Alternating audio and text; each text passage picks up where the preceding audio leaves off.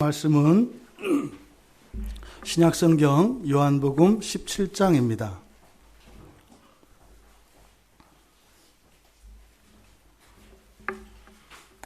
요한복음 17장 3절 말씀을 우리 함께 같이 읽겠습니다. 요한복음 17장 3절입니다. 함께 읽겠습니다. 영생은 곧 유일하신 참 하나님과 그가 보내신 자 예수 그리스도를 아는 것이니이다. 아멘. 잠시 기도하겠습니다. 참으로 하나님이 살아계신 것과 저희들의 심령을 날마다 새롭게 하시고 저희들의 육신과 이 세상의 모든 역사를 주관하시는 하나님이신 것을 믿습니다.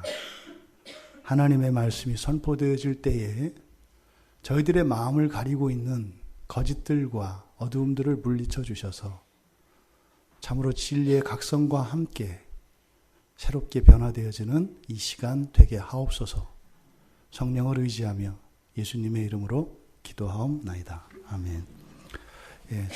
주님의 이름으로 예배에 참석하신 여러분들을 축복합니다. 오늘 우리가 그동안 영생에 대해서 지금 계속 살펴보고 있는데 오늘 설교의 제목은 영생이란 성경에서 유일하게 이 영생에 대해서 구체적으로 가르쳐 주신 본문은 딱 여기 한 군데입니다. 그래서 요한복음 17장의 그 가치와 중요성에 대해서는 이미 말씀을 드렸고 우리가 특별히 이 영생에 대한 주제를 가지고 하나님의 말씀을 나눌 때 영원히 사는 것과 영생은 구별해야 될 필요가 있다. 영원히 사는 것과 영생은 구별할 필요가 있다. 우리말로는 영생, 영원한 생명 같은 의미입니다만 성경의 원문에 따르면 17장 3절에서 표현하고 있는 이 영생이라고 하는 표현은 독특하게 표현하고 있다. 그래서 영생은 무엇이다 할 때 그저 영원히 사는 영원한 생명, 그것을 넘어서는, 그러니까 그것 다음에 우리에게 주어지는 것을 영생이라고 한다. 그래서 이것을 우리가 구별해야 된다 말씀을 드렸습니다. 그러니까 영원한 생명은 반드시 죽게 되어 있는 사람이 이제는 죽지 않을 수 있게 된 것을 영원한 생명이라고 합니다. 그래서 우리가 예수 그리스도를 믿으면 영원한 생명이 주어집니다. 예수를 믿기 전에는 수명이 있습니다. 죽게 돼요. 그리고 그것은 언제 어떻게 될지 모릅니다. 하지만 예수를 믿었을 때는 죽어도 다시 살 것이고 살아도 영원히 살 것입니다. 그것이 영원한 생명의 특징입니다. 그런데 예수님의 가르침은 그것이 궁극의 목적이어서는 안 된다는 겁니다. 여러분들이 엄청난 돈을 가지고 있다고 칩시다. 뭐 하시게요? 그것을 여러분이 단지 집에 쌓아놓는 것을 목적으로 돈을 번다면 그것처럼 바보 같은 사람이 없습니다. 그 먼지 풀풀 나는 돈 쌓아놔서 뭐 하게요? 우리가 돈을 버는 것은 그 돈의 효용 가치 때문에 돈을 버는 것이죠. 그것으로 맛있는 것도 먹고 이제 뭐 봄이니까 우리 자매님들 꽃무늬 있는 하늘하늘한 원피스도 사 입고 좋은 미용실에 가서 머리도 좀 하고 뭐 그런 거 아니겠습니까? 영원한 생명이라는 것을 실제적으로 누리는 것, 이것을 영생이라고 한다 이 말이에요. 그러니까 영생은 사실 단지 영원히 사는 것만을 의미하는 것이 아니라 영원히 살되 어떻게 살아가는가. 다시 말해 우리가 생각하는 가장 완전한 삶, 그것을 영생이라고 할 수 있습니다. 그러니까 완전한 존재가 되어서 완전한 능력을 갖추고 완전한 환경에서 완전한 성품으로 완벽한 삶을 살아가는 것. 어떻게 해요? 영원히. 이것을 영생이라고 할 수 있습니다. 그런데 이 영생이라고 하는 것을 지금 제가 말을 하지만 여러분들 이렇게 와닿지 않으시잖아요. 뭐 완벽 얘기하는데 안 완벽 두서운 것이 지난 우리들의 한 주의 삶이었단 말이에요. 누구의 말 한마디에도 우리가 금세 지옥이 돼버려요. 예? 내가 제일 싫어하는 행동이나 그런 몸짓이나 말 한마디 하면은 금세 우리의 마음이 무너진다고요.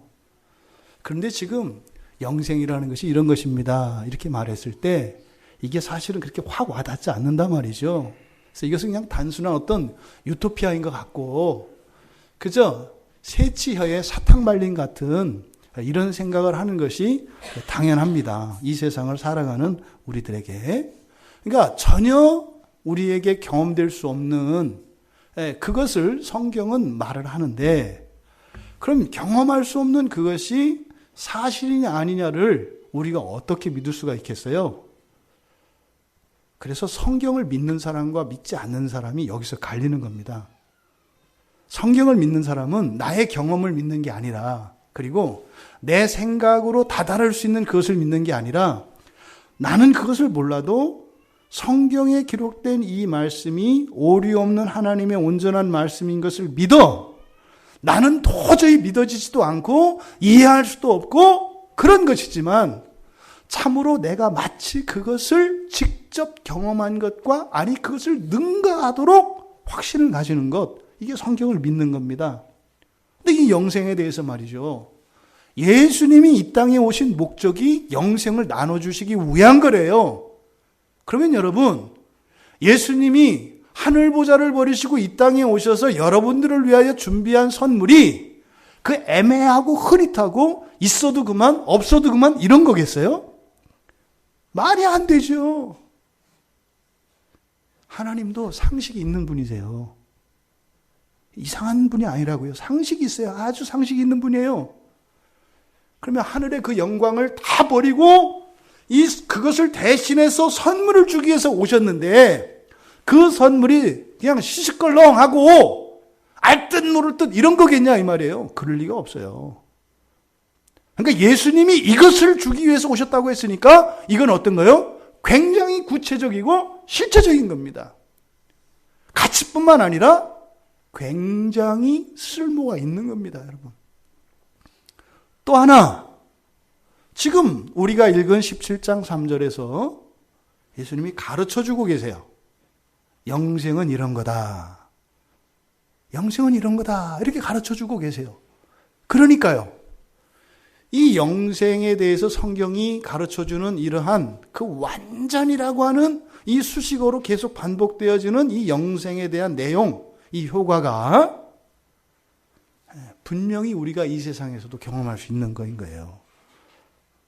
그래서 이 영생이라고 하는 것은 사실은 기독교 역사에서 그리고 오늘날도 살고 있는 기독교인들의 불성실함과 그런 위선과 이런 정욕들이 어디서 오는 것이다? 영생이 뭔지 모르기 때문에 그런다. 여러분, 지나가다가 누가 저 1톤 차에서 지금 나오시는 분들은 선착순 1000명에게 5억 원씩 드리겠습니다. 여러분들은 하나님께 드린 예배가 크니까 안 나갈 줄 바래요. 근데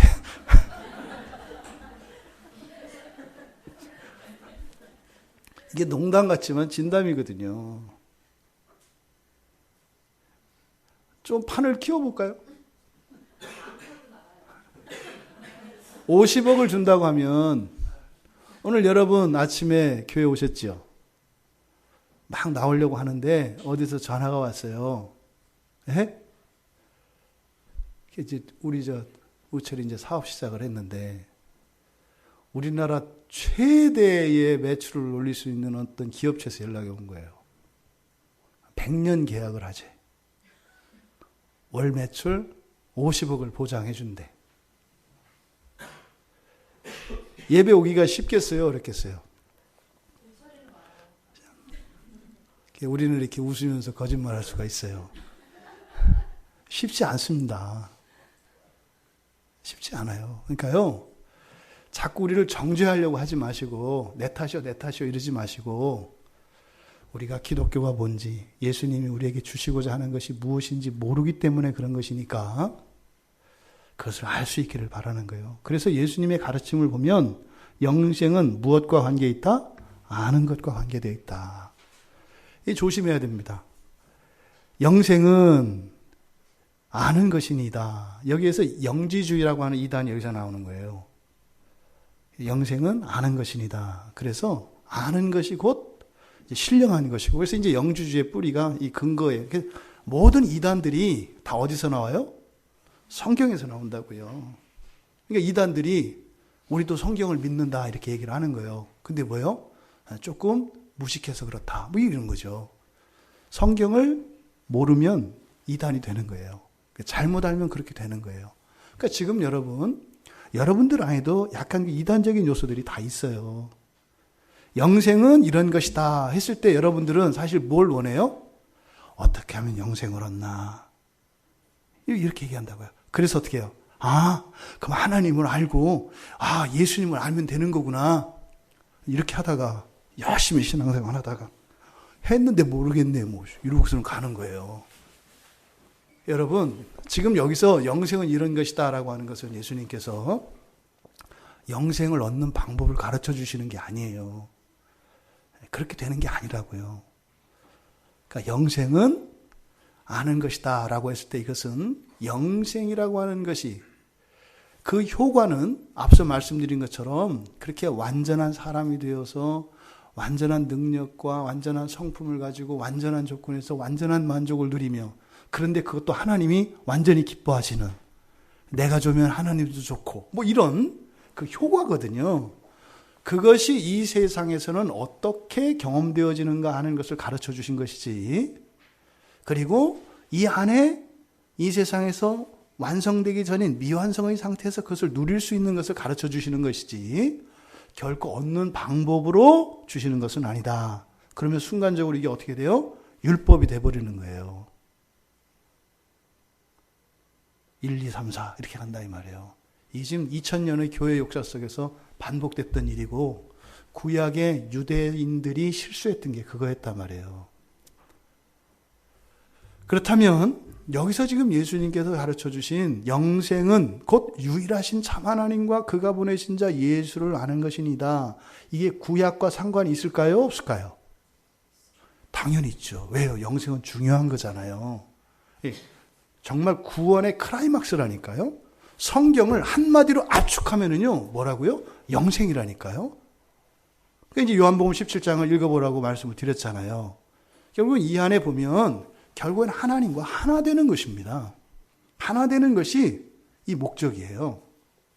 그러면 이것은 구약의 백성들에게도 분명히 계시되었을 겁니다. 그런데요, 여기서처럼 선명하게 계시되지는 않았어요. 하지만 말씀은 하셨을 거예요. 왜요? 하나님은 차별하지 않으시니까요. 그리스도인들에게만 가르쳐 주시고 유대인들에게는 안 가르쳐 주셨으면 우리가 살면서 느끼는 이런 부당한 차별을 하시는 하나님이 되어버려요. 하나님은 그러실 리가 없다 이 말이죠. 그러니까 구약에도 예수님이 하신 영생은 이런 것이다 라고 하셨을 때 이미 구약에 이 말씀이 나옵니다. 호세아 선지자가 6장 3절에 보면, 그러므로 우리가 여호와를 알자, 힘써 알자 이렇게 얘기를 해요. 이게 다예요. 호세아가 한 거는. 그러니까 구약의 백성들은 어떻게 했어요? 여호와를 알기 위해서, 힘써 알기 위해서 어려서부터 아이들을 막 매질을 하면서 외우게 하고, 또 그렇게 안 하면 막 벌을 주고 이렇게 했어요. 오늘날도 이거 따라서 하는 분들이 있어요. 말씀드렸죠. 요절함성 안 하면 밥 안 줘 뭐 이런 거. 여러분들 가운데도 이제 그 자칭 경건하다고 하는 부모님 밑에서 큰 사람들은 그런 사람이 있을 수 있어요. 네. 사실 뭐 이번 주도 교회 안 갔으면 너는 학교 갈 자격도 없어 뭐 이런 거. 이럴 때 왜요? 힘써 알기 위해서 그렇게 해야 되니까. 힘쓰지 않았으니까. 왜요? 그거밖에 몰랐기 때문에 그런 거예요. 근데 예수님이 호세아 선지자가 했던 그거, 우리가 여호와를 알자, 힘써 여호와를 알자, 이게 무슨 말인지를 얘기해 주는 거예요. 아는 게 목적이 아니에요. 열심히 공부하고 암송하고 이게 중요한 게 아니에요. 그게 뭐라는 거예요? 그게 영생이다 이렇게 하는 거예요. 여러분 예배 빠지면 안 되나요? 이해가 나올게끔 제가 질문을 한 것 같아요. 안 돼요. 예배 빠지면 안 되는 거예요. 안 되는 거예요. 근데 우리가 안 한다고 안 하나요? 뭐 안 한다고, 안 해야 되는 걸 안 하자면 뭐 이 자리에 남아있을 사람이 없죠. 해야 될 것도 안 하고, 안 해야 될 것도 하고, 그런 게 우리잖아요. 그게 재밌지 않아요, 인생이? 왜 그래야 되는가? 여러분 한번 생각해 보세요. 오늘 예배 왜 나오셨어요?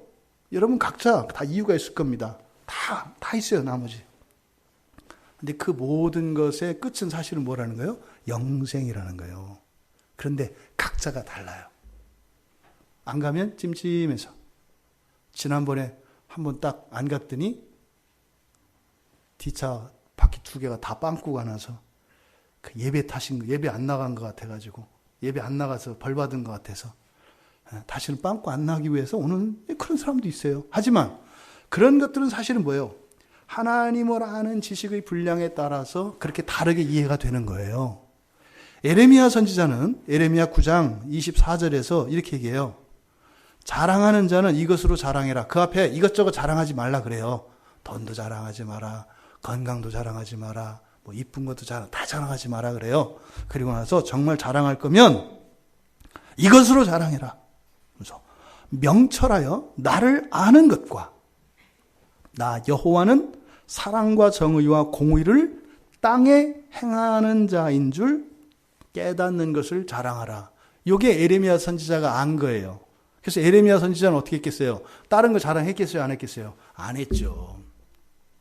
그래서 그냥 이 말씀을 아는 거, 이것만 그렇게 자랑을 했다고요. 근데 누가 에레미야 선지자에게 가서 선지자님, 근데 여호와를 아는 것과 여호와가 이 세상에 사랑과 정의와 공의를 땅에서 행하는 게 뭐예요? 이렇게 물어봤으면 기도하세요. 이렇게 대답했을 거예요. 에레미야는 그게 무슨 말인지 몰랐어요. 하나님이 땅에서 사랑과 정의와 공의를 행하신다고요? 진짜요? 여러분 인생에 하나님이 사랑과 정의와 공의를 행하시던가요? 아니, 여러분 인생 안에 그게 경험이 돼요? 여러분은 막 하나님의 사랑이 그리고 하나님이 공의로우시고 하나님의 의로우심이 여러분 삶 속에 있더냐 이 말이에요. 그러니까 너무 여러분들이 착해서 성경이 얘기하면 네 하는데 사실 왜 네 하는지 모른다고요. 왜 그렇다? 아는 것의 차이예요. 그러니까 에레미야 선지자도 누가 이렇게 그러니까 아마 우리 교인들이면 질문을 해줄 것 같아. 선지자님, 그런데 그게 뭐예요? 이렇게 물어보면 대답할 수 없어요, 에레미야가. 그것을 예수님이 여기서 가르쳐 주시는 거예요. 그게 뭐예요? 명철하여 하나님을 아는 것과 여호와께서 이 땅에서 사랑과 정의와 공의를 행한다는 게 뭐예요? 그걸 영생이라고 한단다. 예수님이 지금 그것을 가르쳐 주시는 거예요. 영생은 이거다. 이렇게 가르쳐 주는 것이 아니라 이미 구약의 선지자들을 통하여 주셨던 이런 하나님의 말씀들의 의미가 무엇인지를 영생이란다. 이렇게 가르쳐 주시는 거다 이 말이에요. 그러니까 뒤에 있는 내용은 사실은 새로운 내용이 아니에요. 그건 아직까지 알지 못했던 사람들에게 접근할 수 없었던 신비 속에 있었던 하나님의 진리를 알게 하신 거죠. 이거를 영생이라고 한다. 여러분, 영생이란 유일하신 참 하나님과 그가 보내신 분 예수 그리스도를 아는 것이니이다. 여러분 지금 이 대목이 어떤 대목이냐면요. 예수님이 말하자면 유언을 남기는 장면이에요. 유언을. 이제 제자들을 두고 모세가 신명기에서 이제 고별 설교잖아요. 신명기가 그런 것처럼 지금 예수님이 제자들에게 하는 고별 설교인데 설교를 제자들한테 직접 하지 않으시고 어떻게 해요? 하나님과 대화를 나누시면서 그 대화를 듣게 해요. 예수님이 하나님이시니까 하나님과 굳이 기도를 말로 할 필요가 있을까요? 없어요. 말로 하면 더딥니다. 말로 하면 시작과 끝이 있잖아요. 시간이 걸리잖아요. 그런데요, 여러분, 사랑에는 뭐가 중요해요? 느낌이 중요해요. 느낌이 와야 되는 거예요. 이렇게 막 사랑한다고 하는데 느낌이 안 와. 그러면 뭐 그래 네가 얘기하니까 내가 사랑한다고 알겠다만 참 내 가슴은 느낌이 안 와. 이러면 소용이 없는 거거든요. 근데 이 느낌이라는 거는요. 설명되는 게 아니에요. 훅 하고 오는 거죠. 그러니까 예수님이 하나님과 의사전달을 하실 수 있는 가장 효과적인 방법은 말을 사용하지 않으시는 거예요. 근데 성경에 보면은 말씀을 많이 하시거든요. 왜 그럴까요? 슬그머니 알려주시는 거예요. 슬그머니. 사람들에게는 허락되지 않은 하늘의 신비와 이런 구원의 진리들을 슬그머니 가르쳐 주시는 거예요. 모르겠어요. 성부 하나님과 성자 하나님 사이에 어떤 협약이 있었는지 우리는 모릅니다. 그런데 예수님께서 기도의 방식으로 제자들에게 가르쳐 주실 때는 기도를 하신다는 것, 그것도 가르쳐 주시는 것이고 사실은 그 내용들은 어쩌면 예수님께서 보너스로 가르쳐 주시는 신비한 지식들일 가능성도 있어요. 그러니까 지금 여기서 영생에 대해서 말씀하시는데 제자들한테 영생은 이런 거다 이렇게 하시는 게 아니라 지금 아버지 하나님께 기도하면서 그런 거예요. 영생은 이런 것이니다. 여러분, 요 기도 제목을, 기도 내용을 한번 여러분 살펴보세요. 지금 예수님이 하나님한테 기도하는 거거든요. 영생은 곧 유일하신 참 하나님과 그가 보내신 자 예수 자기예요. 근데 예수 그리스도를 아는 것이니다. 이게 지금 대화가 자연스러워요? 이게 자연스럽지 않다고요. 그러니까 이것은 뭐예요? 매우 의도적인 거예요. 제자들에게 들으라고 하시는 거예요. 들으라고. 저희 아버님이 어렸을 때 되게 무서웠습니다. 그럼 이제 아버님이 방에 나갔다가 이제 일을 마치시고 딱 집에 들어오셨을 때 안방에 이제 저희 어머님이 옷을 받아들이러 딱 따라 들어가잖아요. 그러면 그날 우리 아버님의 상태가 안 좋아요. 예를 들어서. 그때는 심기를 건드리면 안 되거든요. 그러면 우리 어머니가 큰 목소리로 얘기를 해요. 아니 오늘은 무슨 기분 나쁜 일이 있었어요? 이거는 저희 아버님한테 하는 소리가 아니에요. 누구한테 하는 거예요? 아니 오늘은 뭐 인상 나쁜 일이 있었나 봐요. 왜 그러신데? 왜 그러신데? 이건 뭐예요? 눈치 못 채고 또 하다가 또 이렇게 뒤집어질 수 있으니까 우리들한테 경고를 주시는 거예요. 야 오늘은 챙겨라. 마루 나오지 마라. 뭐 이제 이 얘기를 그렇게 하신다고요. 그러니까 지금 예수님이 영생에 대해서 가르쳐 주시는 방식이 그런 방식이라고요. 아버지, 영생은 뭐 이런 것이니다. 이거는요, 굉장한 진리인 거예요. 굉장한 진리. 그런데 말입니다. 왜 여기서 유일하신 참 하나님과 그가 보내신 자 예수 그리스도를 아는 것, 이게 따로 얘기했을까요? 왜 이걸 따로 구분했을까요? 첫째로는 사람과 하나님 사이의 무한한 차이 때문에 그렇습니다. 하나님은요, 동시에 모든 곳에 계십니다. 그래서 동시에 인식하실 수가 있어요, 하나님은. 근데 우리는 동시에 있을 수 없어요. 지금 여러분들의 생각이 다 똑같을까요? 틀릴까요? 틀려요. 사람이기 때문에. 근데 만약에 여러분이 다 하나님이었다면 어떻게 될까요? 다 똑같아요. 그러니까 하나님은 시간과 공간을 초월하십니다. 근데 사람은 그게 안 돼요. 그래서 하나님에 관한 계시를 이야기해 주실 때는 이렇게 1, 2, 3, 4 차례 이런 논리적 순서나 이런 것들을 사용하셔서 하나님이 말씀을 해 주셔야 우리가 알 수 있습니다. 하나님은 여러분 안에도 계십니다. 믿으십니까? 그런데 여러분 밖에도 계십니다. 이 예배당 안에도 계시고 예배당 밖에도 계십니다. 이 지구 대기권 안에도 계시고 대기권 넘어 우주에도 충만해 계십니다. 여러분은 지금 현재 여기에 현재만 존재하잖아요. 우리는. 그렇죠? 하나님은 현재에 과거에도 계시고 현재에 미래에도 계세요. 우리는 현재에만 있어요. 과거에는 과거에만 있어요. 미래에는 미래에만 있어요. 근데 하나님은요. 항상 현재에도 계시고 과거에도 계시고 미래에도 계세요. 시간적으로는 지금 요한복음이 쓰여졌던 이때는 우리 없었죠. 그런데 요한에게 주시는 이 말씀이 우리에게 주시는 말씀과 같아요. 이건 무슨 말이에요? 지금 여러분이 듣고 있는 이 말씀이 이 시대에 살았던 사람들에게 듣는 말씀이 현재적으로 일어난다 이 말이에요. 우리는 시간적으로 이걸 과거라고 합니다만 사실은 지금 요한이 이 말씀을 듣고 있는 거예요. 이 말씀을 썼지만 듣고 있는 거예요. 이게 하나님이에요. 그래서 하나님에 관한 지식을 우리에게 가르쳐 주실 때는 이렇게 나누어서 이야기를 해 주셔야 우리가 알아듣습니다. 또 이 영생이라고 하는 것이 포괄적인 것이기 때문에 그래요. 영생은 완성된 이후에 완성된 하나님 나라에서의 그 삶을 이제 영생이라고 하는데, 그때만 영생이라고 하냐면 그것이 아니라 이 땅을 살아가는 하나님의 백성들에게도 허락된 삶이 영생이기 때문에 그래요.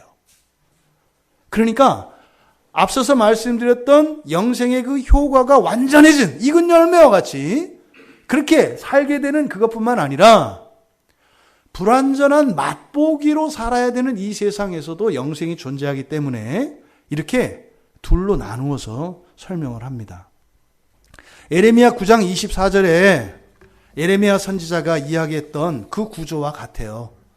에레미야 선지자가 하나님 본질에 대한 지식을 이야기했고, 또 하나 땅에서 행하신 일에 관한 지식, 이 두 가지를 말하거든요. 하나님을 아는 것, 그리고 하나님의 사랑과 공의와 정의를 땅에서 행하시는 것을 알으라 그랬잖아요. 그러니까 이것과 구조가 같다고요. 그러니까 에레미야 선지자가 땅에서 행하신 그 사랑과 공의와 정의, 이게 바로 누구를 말하는 거예요? 예수 그리스도를 말하는 거예요. 근데 에레미야는 그게 그 말인지 몰라요. 그러니까 예수 그리스도가, 하나님이 이 땅에 직접 오셔서 직접 사랑하시고 직접 공의와 정의를 보여주신 것, 이게 에레미야 선지자가 이야기했던 후반부의 내용이라고요. 근데 에레미야는 몰라요. 여러분들은 그러니까 에레미야 선지자가 더 잘 알아요? 여러분이 더 잘 알아요? 아, 말할 필요 없다. 우리가 잘 안다. 예, 맞습니다. 구약의 인물들은 분명 우리가 본받아야 될 거 있습니다. 그런데 사실은 누가 누구를 부러워할까요? 구약의 모든 선지자들은 여러분을 부러워해요. 에레미야는 그럴 거예요. 아, 내가 이게 이런 줄 알았다면 눈물을 좀 덜 흘렸을 텐데. 에레미야가 답답한 인생을 살았거든요. 너무 억울해서 속이 터지는 인생을 살았거든요.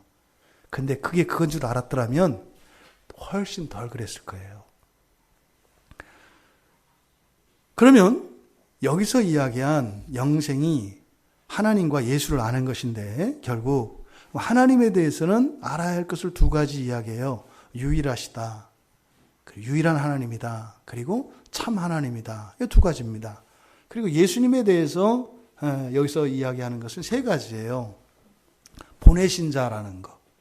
그리고 이름, 성호입니다. 성호, 예수. 그리고 그리스도. 이게 전체 5가지입니다. 이것을 구체적으로 세분하면 이제 그것을 우리가 유일하신 참 하나님을 아는 것, 이걸 먼저 살펴보면 유일하시다는 게 뭘까? 우리가 많이 쓰는 말이에요. 유일하다, 유일하다. 이것은 우리가 이렇게 기독교인들은 자주 사용하는 용어이기 때문에 이게 그냥 뭐 하나 이런 의미이겠습니다만 굉장히 중요한 신학적인 의미를 가지고 있고 특별한 의미를 가지고 있는 말씀이 유일하다라는 뜻이에요. 예수님을 독생자라고 하죠. 독생자. 그 독생자를 나타내는 모노게너스가 유일하다는 뜻이거든요. 그냥 하나, 외아들 이런 개념이 아니에요. 그러니까 신성을 나타내는 독특한 표현이거든요. 그러면 이 유일하신 하나님이라고 하는 이 말이 성경에서 무슨 의미일까? 이걸 갖다가 국어사전을 펴가지고 국어사전의 뜻을 갖다가 읽어내면 성경을 포도주가 변하여 물이 되는 거예요. 성경을 사람의 책으로 개조하는 게 된다고요. 이런 일들이 많이 일어난다고요. 성경은 성경으로 읽어야 합니다. 유일하신 하나님, 이사야서 37장 16절에 가면 히스기야 기도가 나와요. 근데 히스기야가 그때 기도할 때 하나님을 유일하신 하나님이라고 해요. 그러니까 이 유일하신 하나님이라고 한 것과 히스기야의 기도의 그 상황과 연결되어 있는 거예요. 이렇게 이제 성경은 알아가야 되는 거예요. 아, 그럼 유일하신 하나님이 뭐겠느냐? 이사야서 37장 16절에 그렇게 돼 있어요. 그룹 사이에 계신 이스라엘 하나님 만군의 여호와여 주는 천하만국의 유일하신 하나님이시라 하면서 주께서 천지를 만드셨나이다. 그러니까 유일하신 하나님은 뭐겠어요? 그때 당시에 사람들이 많은 신을 섬깁니다. 그죠? 그런데 유일하신 하나님을 때 가지고 있는 의미가 뭐겠어요? 바로 천지 창조를 나타내는 거예요. 이런 신 저런 신 뭐 복을 준다고도 하고 뭐 한다고도 하는 이런저런 신들이 많은데 참으로 하늘들과 땅을 지으신 분은 하나님이십니다. 이 유일하시다라고 하는 것은 하나님의 천지 창조 사역, 그 천지 창조를 하시는 그 권능과 관련되어 있는 것이 유일하신 하나님이라는 뜻이에요. 히스기야가 유일하신 하나님께 기도했을 때 어떤 일이 일어나는지 아세요? 멸망 직전이었습니다. 성을 3겹, 4겹으로 아수르의 사네립이 포위하고 이제는 그냥 성을 완전히 돌가루처럼 부숴버릴 만한 군사력으로 포위하고 있었습니다. 그런데 히스기야가요, 유일하신 하나님께 기도했을 때 하룻밤 사이에 18만 5천 명이 죽어 자빠져 넘어졌습니다. 무섭지 않으세요? 유일하신 하나님께 기도했는데 18만 5천 명이 그냥 죽어 넘어졌다고요. 이것이 유일하신 하나님이라고 하는 이 말씀이 가지고 있는 의미이다. 여러분, 그러면 하나님이 유일하신 하나님이라는 것을 믿는다는 건, 안다는 건 그러니까 뭐겠어요? 그 하나님이 나의 주님이시라는 거예요. 그 하나님이 이 역사의 주인이시라는 거예요. 이게 유일하신 하나님을 아는 거예요, 여러분. 여러분 삶에 문제들이 다 있으시죠? 답답함이 있으시죠? 유일하신 하나님은 그 주권을 쥐고 계시다는 거예요. 이것이 바로 영생이라는 거예요. 어린 꼬마들에게 엄마 아버지는 무지무지 부자고 무지무지 예쁘고 무지무지 힘이 세고 전능자입니다. 어린아이들에게는. 그죠? 바로 우리 그들의 인생을 여기에 비교해보면 그 어린아이들, 아무것도 모르는 아이들이 정말 우리 아빠가 이 세상을 다 가진 주인처럼 생각되고 우리 엄마가 제일 예쁘고 제일 천사 같고 이런 마음을 가지고 있는 상태, 이거 영생이다 이 말이에요. 유일하신 하나님을 알 때 우리가 누리게 되는 삶이 그런 삶이다 이 말이에요. 그는 그 어린아이가 몰라서 그런 거고 사실은 아빠 돈 없어, 그죠? 엄마 그렇게 예쁘지도 않고 착하지도 않아. 너 학교만 들어가면 내가 별로고 있거든요. 네가 이제 중학교, 고등학교 때부터는 내가 너를 아주 잡기로 이미 벼르고 있거든. 그때를 위해서 그냥 놔두는 거지. 근데 하나님은 한결같으시거든요. 그러니까 이게 유일하신 하나님을 안다는 거예요. 그러니까요, 우리가 아무리 어려운 형편 속에 그리고 실패와 좌절이 점철되었던 우리의 인생이라 할지라도 그것으로 인해서 위축되거나 방해받지 않고 우리의 마음이 쪼그라들지 않는 완전한 삶을 누릴 수 있는 거, 이거를 영생이라고 우리가 할 수 있는 거죠. 말씀드렸죠? 초대교회 사도들은 그걸 다 알았다고요. 곳곳에 영생에 대한 이야기를 해요. 근데 그걸 뭐라고 할 수가 없다니까요. 성경에 보면 그게 알아요. 아니까 막 그 얘기를 한다고요. 근데 다른 식으로 표현이 되어 있는데 그게 바로 영생이라는 걸 알죠. 사도 바울도 디모데전서 1장 17절에서 그렇게 얘기해요. 유일하신 하나님께 영원 무궁토록 있는 존귀와 영광, 이렇게 얘기를 해요. 이게 뭐예요? 여러분 알겠어요? 영원토록 있는 무궁한 존귀와 영광, 이게 뭐냐고요? 되게 추상적이지 않아요? 이게 영생에 대한 경험이에요. 완벽한 삶을 주시는 그 하나님의 권능과 그 영광이 무엇인지를 이렇게 얘기하는 거예요. 그러니까 뭐예요? 영생을 누린 자들만 이런 말을 할 수가 있어요. 그리고 영생이 무엇인지 아는 사람들은 사도 바울의 마음이 지금 어떠한 건지 알 수 있어요. 요한이 요한복음 5장 44절에서 우리들이 취해야 할 영광, 이게 유일하신 하나님께로부터 오는 영광이라고 해요. 같은 말이죠. 유일하신 하나님께서 오는 영광, 이게 뭐예요, 여러분? 유일하신 하나님께서 오시는 영광이라는 게 뭐냐고요? 이걸 말하는 거예요. 그러면 야, 그러면 죽어도 안 죽네? 우와, 망해도 안 망하네? 우와, 누가 속썩여도 안 속썩네? 누가 욕해도 전혀 자존심 상하지 않네? 이게 영생이라는 거예요. 이걸 영광이라고 하는 거예요, 여러분. 완벽한 빛은요, 눈을 뜰 수가 없어요. 왜요? 빈틈이 없어서. 이게 유일하신 하나님을 안다는 거예요. 그거를 위해서 예수님이 오셨다는 거예요. 근데 우리는 이럴 때 꼭 속에서 이렇게 꿈틀거리는 게 있잖아요. 근데 왜 나한테는 안 그래? 그래, 나한테 왜 안 그래? 나만 안 그래? 이거 문제네. 이게 더 심각해져. 이게 좋다고 하면 할수록 더 심각해져. 왜? 나만 없어? 뭐야? 저만 그런가요? 이런 질문이 이제 우리에게 드는 거예요. 왜 근데 나한테는 없지? 참 고민했어요, 저도. 나는 왜 없지? 아주 없는 건 아니지만, 이렇게 이건 아니단 말이죠? 이게 뭘까? 그러니까, 이런 것 같아요. 영생을 여러분, 옛날에, 그러니까 고무가 발명되기 이전에, 예? 고무가 발명되기 이전에, 고무공이라고 생각을 해보세요. 예? 고무공.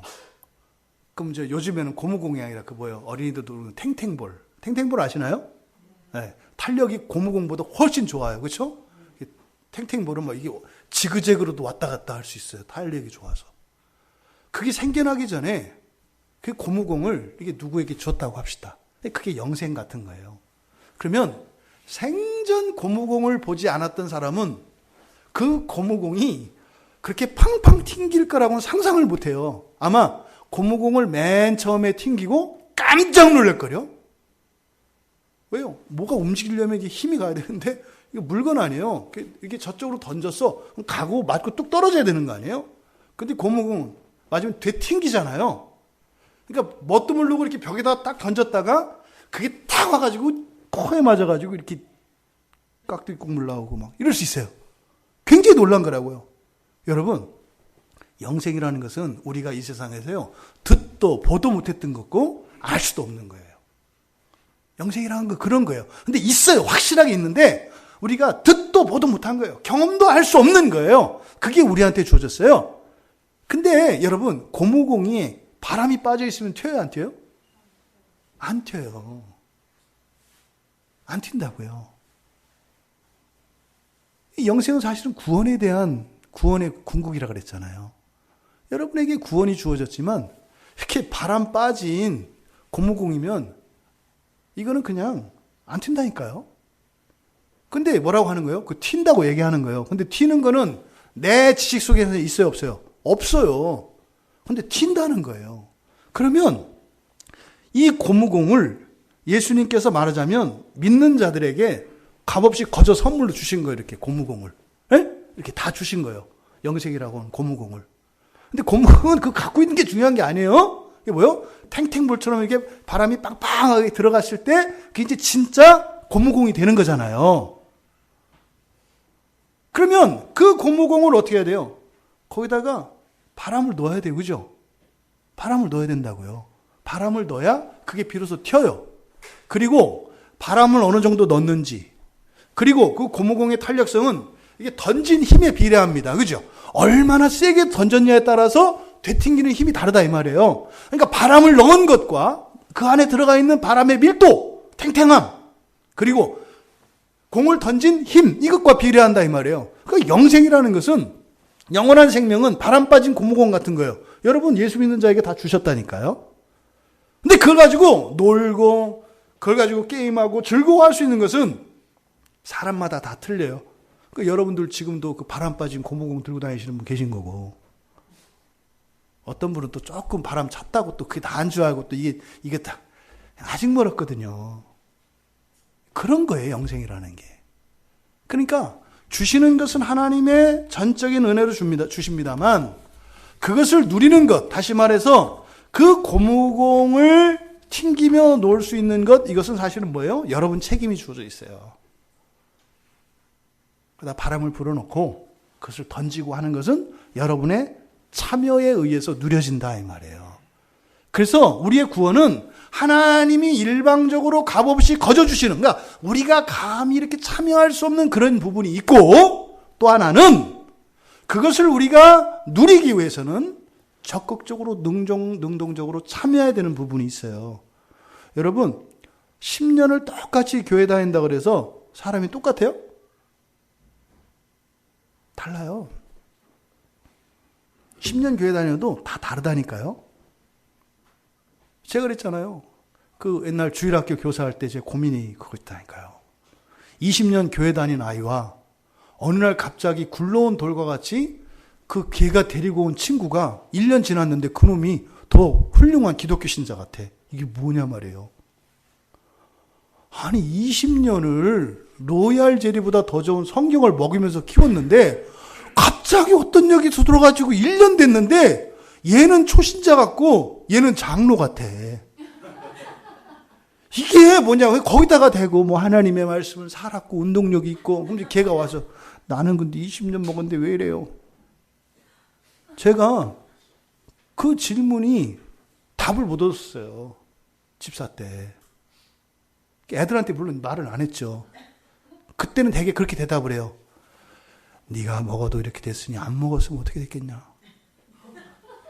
먹어서 이만큼인데 안 먹었으면 넌 어떻게 됐겠어. 끔찍하지 않니? 뭐지 이렇게 이제 얘기를 하는데 사실은 궁색한 대답이죠. 그럴 리가 없잖아요. 그러니까 우리 기독교 신앙 안에는 분명히 우리가 주도적으로 자발적으로 능동적으로 해야 될 필요가 있다 없다? 있다. 근데 그것은 구원 받느냐 안 받느냐가 이게 아니라 사실은 뭐예요? 우리의 삶을 얘기하는 거예요. 여러분들 가운데서는 놀라운 하나님의 기도의 응답과 이런 이적들을 체험한 분들이 있어요. 여기 청년 하나도 있어요.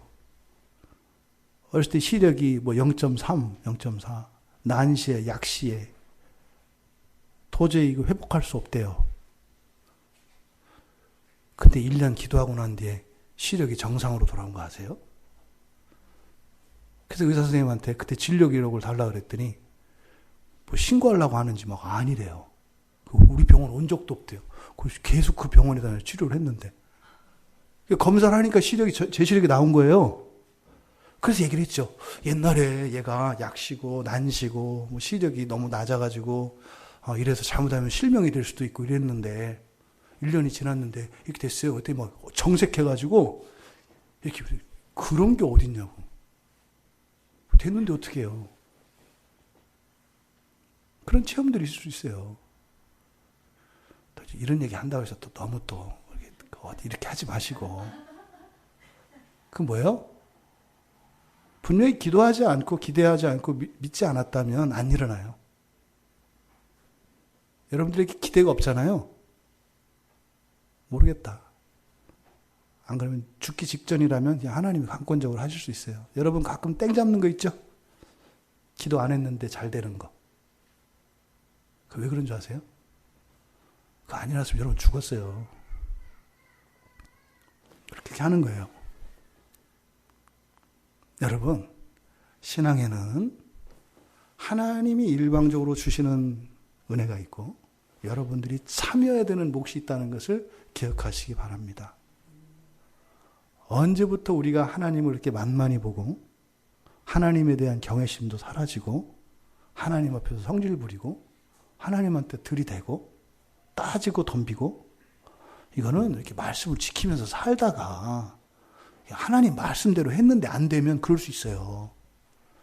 근데 뭐 하지도 않고 일단 뭐 돼야 믿든지 말든지 할 거 아니야 뭐 이런 식으로 가는 이런 깜찍하고 귀여운 작태들은 하시면 안 돼요. 여러분, 신앙에는 분명히 여러분의 책임에 따라서, 여러분의 참여에 따라서 이 영생의 능력을 누리는 정도가 다릅니다. 우리 청소년들 공부 잘하는 거 원치 않는 사람 없잖아요. 우리 어른들 같은 경우 사업 잘 되고 행복한 가정 만드는 거 싫어하시는 분 없잖아요. 하나님 말씀을 주야로 묵상하시고요. 예수 그리스도 의지하고요. 그렇게 사세요. 돼요. 에이, 된다니까. 일단 하고 나서 안 되거든 따져라. 했는데 안 되잖아요. 여러분 진짜 복 받은 거예요. 여러분 늦게 주면 어떻게 되나요? 이자 붙여서 오는 거죠. 이자 붙잖아, 이자. 했는데 안 됐어. 그럼 이게 뭐야? 이렇게 관둬 뭐 이러지 말고 속으로 딱 계산. 이자가 원금보다 이자가 더 세겠다. 이렇게 가는 거예요. 이렇게 여러분. 생생한 그런 영생의 복락을 누리시기 바라요. 고무공 같은 거예요. 이렇게. 그러니까 유일하신 하나님이 천지를 창조하시고 나의 인생을 지금 당장이라도 바꿔놓으실 수 있지만 그것이 나에게 믿음이 되지 않고 내가 그것을 모른다면 여러분이 유일하신 하나님의 자녀인들 여러분들에게 무슨 소용이 있겠냐 이 말이에요. 두 번째로 참 하나님이란 참이라고 번역되어진 것은 알레테이아, 진리예요. 진리의, 참된 하나님, 진리의 하나님 이렇게 번역할 수 있는 거예요. 그래서 참되다. 뭐가 참된 거예요? 아는데 몰라요. 그죠? 참되다라는 말을 우리가 쓰는 거거든요. 이게 뭐가 참된 거냐고요? 애매하다고요. 진리로 바꾸시면 돼요. 진리. 참이라는 말은 진리의 하나님. 진리의 하나님. 왜 여기서 진리의 하나님이라고 할까? 하나님은 진리와 뗄 수가 없습니다. 그래서 바른 진리가 하나님으로 인도하고 하나님은 항상 바른 진리로 우리를 인도하세요. 그런데 이스라엘 역사를 보면은요. 진리를 오해하거나 왜곡합니다. 그리고 잃어버립니다.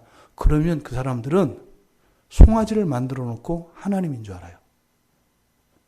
절대 그 사람들한테는 우상이 아니에요. 하나님이라니까요. 여러분들 다 우상 섬기고 있거든요. 여러분들이 알고 있는 하나님이 많이 달라요. 성경과. 그러니까 여러분을 비웃죠. 정신 나간 사람들이야. 어떻게 금으로 동상 만들어 놓고 하나님이냐. 여러분은 더 웃겨요. 여러분이 하나님인 줄 알잖아요. 여러분 누구 말 들어요? 성경 말씀 들어요? 여러분 말 들어요? 말 듣는 게 하나님이에요. 말 듣는 게. 자기도 알 수 없는 자기 마음을 하나님이라고 섬기고 사니 얼마나 우리가 힘든 인생을 사냐 말이죠. 이게 왜 그렇다? 진리를 벗어나면, 진리를 모르면 자동적으로 이렇게 우상을 섬기게 돼 있어요. 역대하 15장 3절에 보면 오뎃의 아들 아사랴가 이야기합니다. 이스라엘은 참 신이 없대요. 그래요? 이스라엘의 하나님은 여호와 참 하나님, 유일하신 하나님이신데 이스라엘에는 참 신이 없다 이렇게 얘기를 해요. 그러면서 뭐라는 줄 아세요? 가르치는 제사장도 없고 율법도 없은 지가 오래됐기 때문에요. 진리가 끊기면 하나님은 사라집니다. 누구에게? 우리에게. 하나님은 무소부재하세요. 영원히. 하지만 우리는 눈을 질끈 감아버리면 하나님이 안 보여요. 구약에서 할례라는 말이 있어요. 할례가 뭔지 아세요? 할례는 둘러싸인 것을 벗겨낸다는 뜻이에요. 마치 우리의 마음이 딱딱한 이 지구의 지각처럼 딱딱하고 두꺼운 것으로 딱 둘러싸여 있어요. 거기를 딱 깨트리는 거. 이게 할례예요. 이게 할례라고요. 할례라는 게 바로 그거를 의미해요. 우리의 마음의 할례. 이걸 중생이라고 하죠. 마음이 딱 깨져야 그 다음에 뭐가 들어가요? 진리가 들어가요. 진리가 들어가야 비로소 하나님을 알 수 있게 돼요. 진리를 떠나서는 하나님을 알 수 없습니다. 호세아 8장 6절에 보면 호세아 그래요. 야, 이게 하나님이냐? 이거는 이스라엘에서 나온 거지. 이스라엘이 만든 거지. 장인이 만든 거지. 기술자가 만든 거지. 참신이 아니다. 이렇게 얘기해요. 오늘날 얼마나 많은 사람들이 거짓을 말함으로써 하나님을 왜곡하는지 몰라요. 교회가 하나님이에요? 뭐가 하나님이에요, 여러분?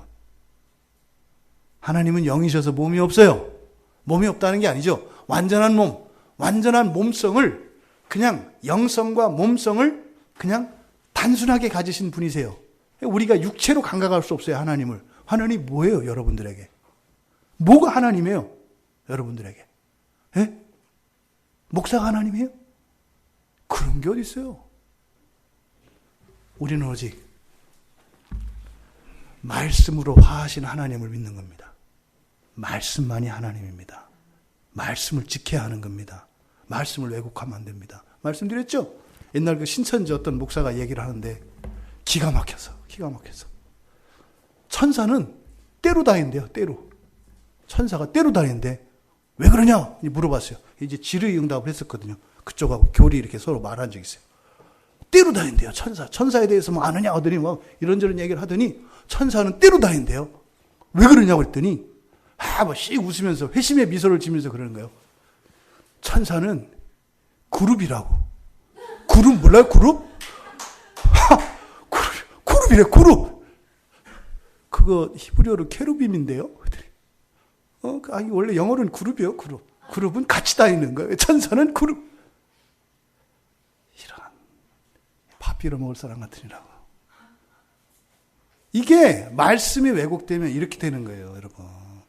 얼마나 말씀드렸죠? 중세의 로마 교회가 왜 타락했는지. 예? 우리가 사랑장 이야기하면서 말했잖아요. 믿음장, 믿음 얘기하면서. 사랑은 하면서 그 믿음을 왜곡하니까 그렇게 돼버리는 거예요. 그래서 믿음으로 되는 게 아니라 뭐예요? 선행으로. 구제를 해야 된다. 이래서 중세 천년을 뒤틀어버려요. 그러니까 진리가 왜곡되면 하나님이 바뀌는 거예요. 여러분, 한글 성경으로 우리가 충분히 구원에 이르는 지식에 다다를 수 있습니다. 넘칩니다. 근데 이게 진리는 아니에요, 여러분. 말씀드리죠? 오역된 게 많다니까요. 오역된 게. 그래서 어떻게 해야 돼요? 목사들은, 그리고 교회는 모든 목사와 모든 교회가 가지고 있는 공통적인 사명이 있어요. 목사들을 뭐라 그래요? 말씀 맡은 사람들이라고 그러죠. 그거 어떻게 돼요? 히브리 성경, 구약의 히브리어와 신약의 헬라어 이 원문 성경과 번역 성경을 대조하면서 불완전한 번역들을 계속 온전하게 해가는 일이 사실은 교회의 사명이에요. 여러분들은 어떻게 된다고요?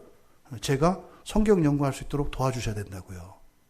단지 이건 우리의 문제가 아니고 공교의 문제, 공교의. 그러니까 성경을, 그러니까 말도 안 되는 얘기를 하는데 그거를 진짜로 믿고 따라가요. 우리 교회에서도 제가 여러 번 얘기했죠. 한 영혼을 천하보다 귀하게 여기십니다. 여러분 나가서 길 잃은 영혼을 찾아서 전도하십시오. 한 영혼이 천하보다 귀하다는 말이 어디 나와, 성경에? 안 나온다니까요. 그런 말 안 나와요.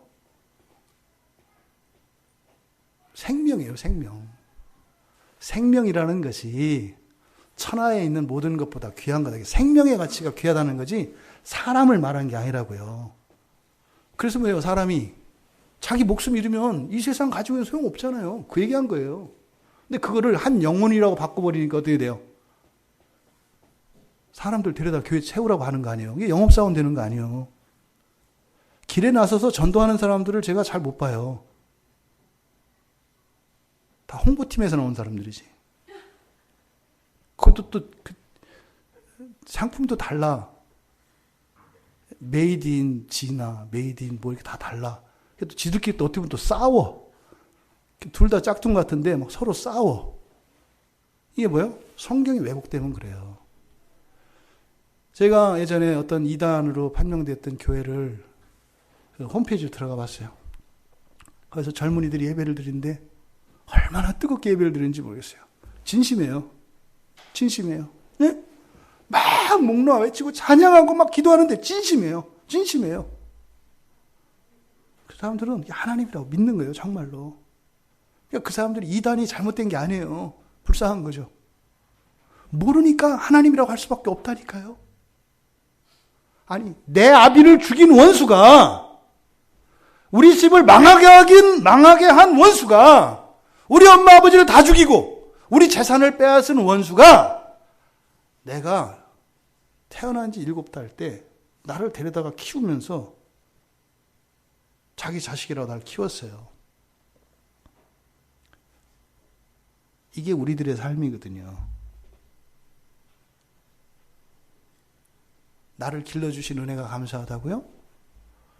예, 감사하죠. 감사한 거예요. 죽이고 나서 2번 죽일 거 1번만 죽이겠지, 감사해서. 근데 그 원수를 내 부모처럼 섬기고 살아간다면, 그 부모가 그걸 이렇게 보고 있다면 어떨까요?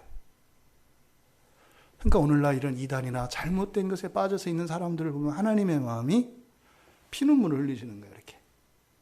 그렇죠? 우리 교회는 이단들이 와도 된다, 안 된다? 된다. 된다. 괜찮다. 와라. 편안하게. 와서 놀다 가라. 그러면 성령께서 깨트려 주실 거니까. 진리가 엉키면 사람들이 문제가 아니에요. 어떻게 그렇게 하나님인데. 아니, 확실한데 어떡해요. 그러니까 그냥 설득해도 되는 게 아니에요. 성령께서 우리의 마음을 깨트려 주시기 전에는 그걸 고칠 수가 있는 게 아니에요. 그거는요, 기다려줘야 돼요. 어떻게? 하나님이 하실 것을 믿고 그 고통을 당하고 그 불편을 겪으면서 견뎌야 돼요. 아파요. 그걸 사랑이라고 한다 이 말이죠. 그래서 이 참 하나님이라고 하는 것은 진리에 대한 이야기고, 그래서 이 진리는 절대적인 겁니다.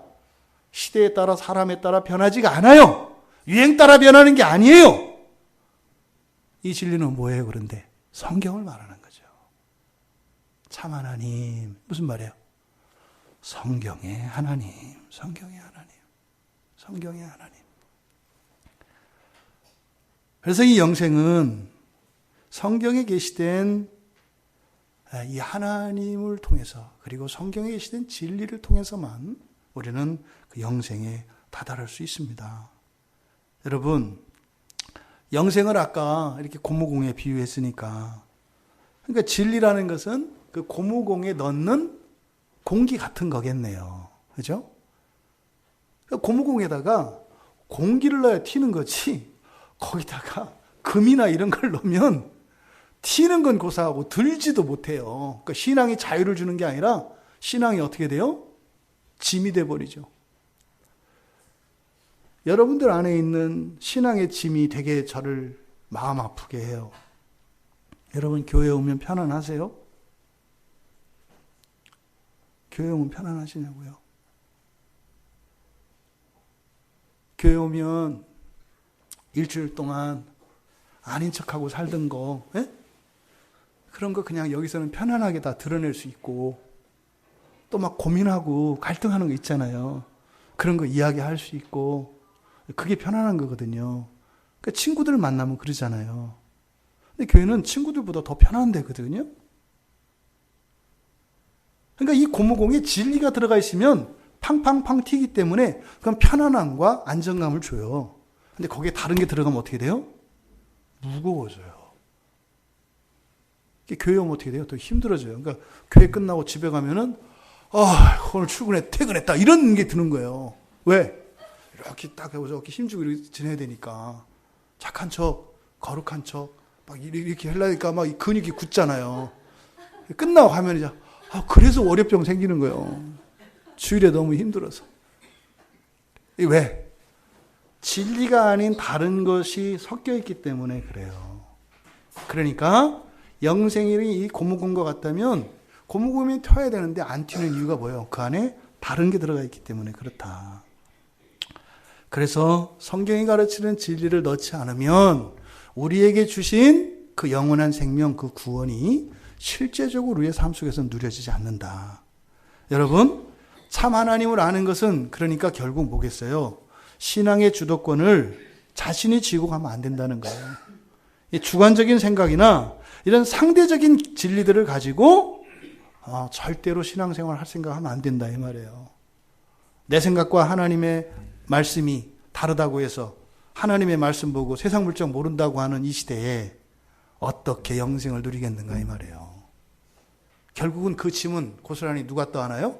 내가 떠안게 돼 있다고요. 여러분, 오직 유일한 진리의 말씀인 성경을 통하여 여러분에게 주어진 그 영생이라고 하는 고무공이 한없이 그렇게 튕겨질 수 있는 그런 복이 여러분들에게 임하기를 바랍니다. 두 번째로는 이제 그가 보내신 분 예수 그리스도를 아는 거예요. 근데 이거는 다음 주에 하도록 하겠습니다. 말씀을 생각하며